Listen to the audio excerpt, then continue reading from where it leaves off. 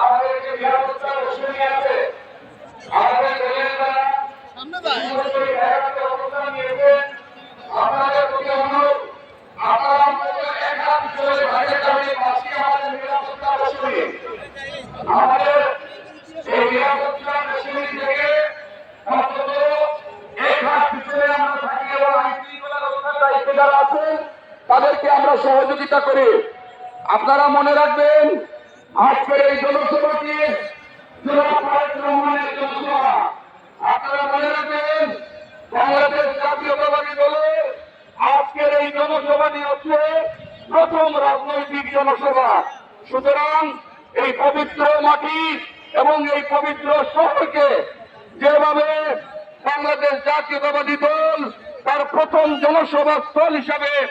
বেছে নিয়েছে, আমরা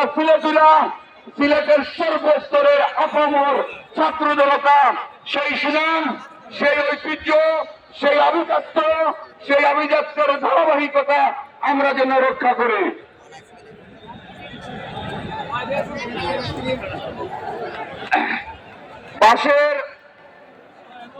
বাঁশের যে বেষ্টনী দেওয়া হয়েছে,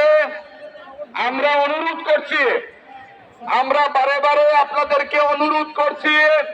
বেষ্টনী থেকে অন্তত এক হাত